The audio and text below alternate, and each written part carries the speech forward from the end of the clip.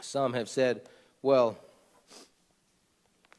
we're cleansed from all that because it was shown to Peter when the scroll was let down that, he was told to rise and eat. And there were all kinds of unclean beasts that once Messiah came, spilled his blood, all those animals have been cleansed, and now anybody can eat anything. So let's just look at that for a minute. That's found in Acts chapter 10.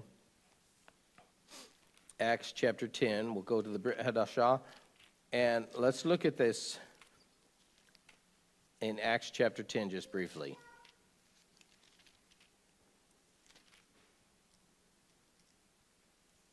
Acts chapter 10.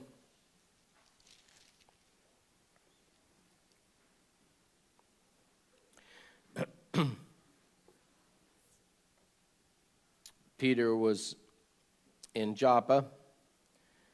There was a certain, chapter 10, verse 1, there was a certain man in Caesarea called Cornelius, a centurion of what was called the Italian regiment. So he's an Italian. He's a Gentile. He was not a Hebrew.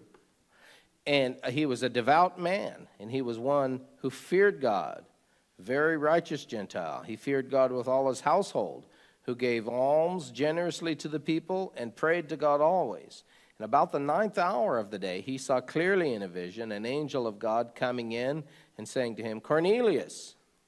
And when he observed him, he was afraid and said, What is it, Lord? And so he said to him, Your prayers and your alms have come up for a memorial before God. Now send men to Joppa. Send for Simon, whose surname is Peter. He's lodging with Simon, a tanner, whose house is by the sea. He will tell you what you must do. And when the angel who spoke to him had departed, Cornelius called 2 of his household servants and a devout soldier from among those who waited on him continually. And when he had explained all these things to them, he sent them to Joppa. And the next day, as they were on their journey, and they drew near to the city, Peter went up on the housetop to pray about the 6th hour. In other words, it would about noon. And when he became very hungry, he wanted to eat.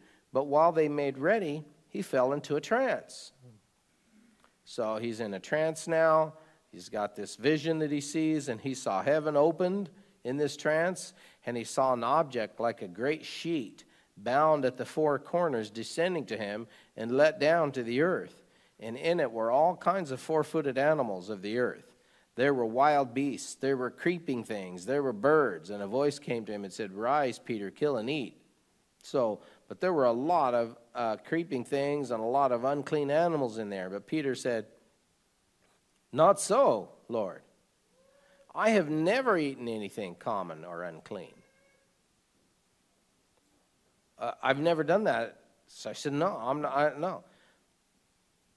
And a voice spoke to him again a second time. What God has cleansed, you must not call common. So does that mean that God has cleansed the pig now? And God has cleansed the stork and heron, and he's cleansed the eagle, and you can eat raven and blackbirds now? I've known people that have eaten blackbirds, and they say the meat is quite disgusting tasting. It didn't surprise me.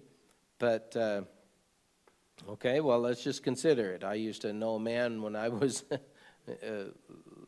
young, and he would come to work. It seems like about once a week he would come to work, and he would just be groaning and complaining, and after, talking about how bad he felt, and after a while because he just, we're working in construction together, and he'd be talking, and he'd kind of reveal his whole life to us after a couple hours. He'd start talking about what he had done the day before, and I started to notice a pattern. Every time he came to work with a bellyache, the previous day he had eaten one of these kinds of critters. Once he's like, we went out and shot a couple squirrels and fried them up. I felt so bad. Next time he's feeling bad, I finally started asking him. He'd always either eaten squirrel meat, or a lot of times he'd catch snakes and eat snakes. One time he'd telling me how he killed and ate a rattlesnake, and it's like, I feel, but he never could connect the dots. That was funny. But hey, is that what it's saying, that you can eat rattlesnake meat now? You think that's what it says? God's cleansed all the Messiah died to clean the pig. This was done 3 times, verse 16, and the object was taken up into heaven. Now Peter wondered within himself what this vision which he had seen meant. So now here, this is an interesting thing. Here's the Apostle Peter, and he has this vision, and he just went through it. He just experienced it. Not only that, he had spent the previous 3.5 years of his life personally hand-to-hand with Yeshua himself, right? It's like a huge advantage over us. And here's a man that has this huge advantage over us, has this vision, and he's thinking, I wonder what that means. 2,000 years later, people that don't have that advantage, who didn't spend 3.5 years with Yeshua, who were not the Apostle Peter, they're like, hey, I know what that means. It means you can eat pig meat now. And you can eat your cat when it gets old.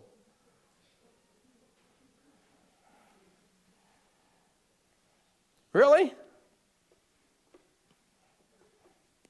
Well, let's see. It's amazing how people are so much smarter than Peter was. That's cool. I commend all of you smart people out there who are just like that. That's great. I'm not as smart as Peter, personally. But Peter wondered within himself what this vision which he had seen meant.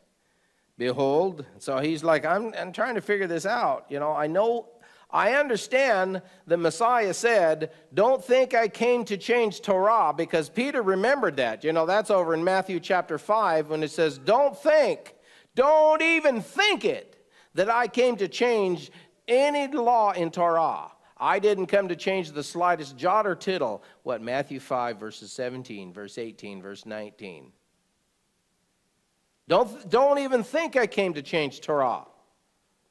Oh, but other people 2,000 years later will say, you know what, he didn't actually mean that. He did change Torah, and here's proof. Peter could eat those pigs now. But Peter didn't jump to that conclusion because he knew that would go contrary to what Messiah himself had personally taught Peter.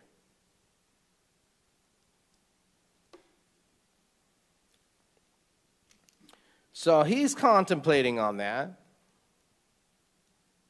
And they called, while Peter was wondering, verse 18, they called and they asked whether Simon, whose surname was Peter, was lodging there. So he's up there cogitating, and all of a sudden these men arrive.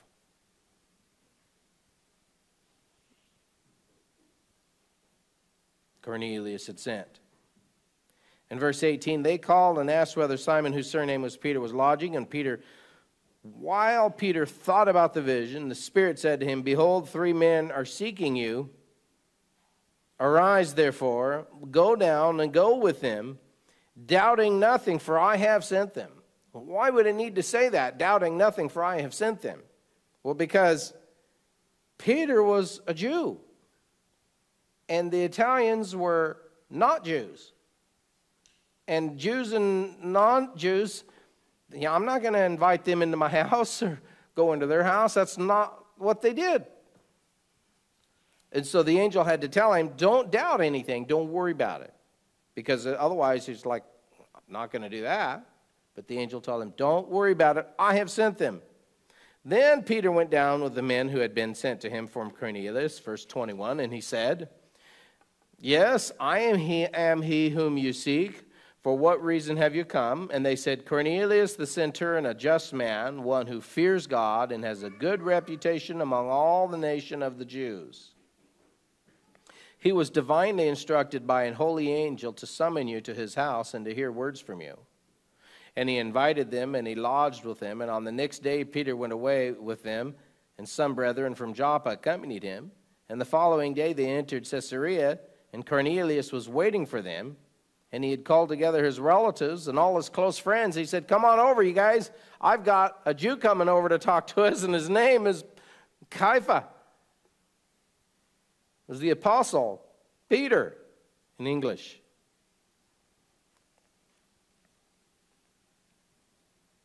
And so as Peter was coming in, verse 25, Cornelius met him and fell down at his feet and worshipped him. But Peter lifted him up, saying, stand up. I myself am also a man. I'm a man. I'm just a man like every other man. And as he talked with him, he went in and found many who had come together.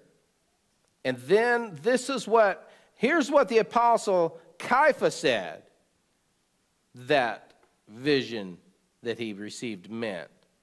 This is what Peter said it meant. I'm not telling you what all the Christian churches say it meant. I'm telling you what the apostle Peter said it meant. Then he said to them, you know how unlawful it is for a Jewish man to keep company with or to go to one another, to one of another nation. You know, to go to a Gentile of another nation like that. That's why the angel said, don't doubt anything, just go to him.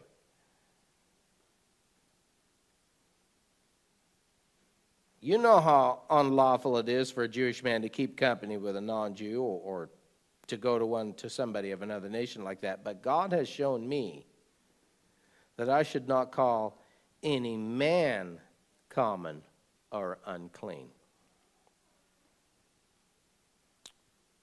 You see, the Gentiles were considered common or unclean prior to that. And so this was to teach Peter that it was important for him to take the good news to the Gentiles. Because Yeshua died to save them just as much as he died to save the house of Israel. And that we are all cleansed and saved by the blood of Messiah. The Jews already had the type.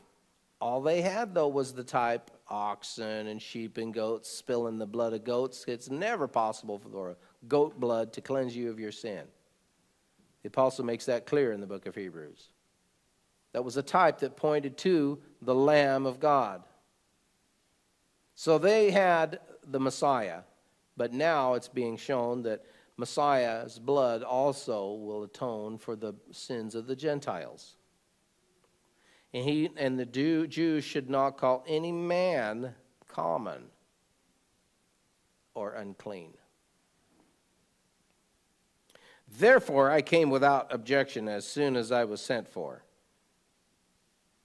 I mean, that's why I came, because of that vision. It's because of that vision. That's why I came to you. I realized he's saying men, people, women, children of the Gentiles are not common or unclean. They have been cleansed by the blood of Yeshua. So it's a pretty silly thing to try to say that that it is applying to pigs, because Peter himself said it. No, it was saying I shouldn't call man common.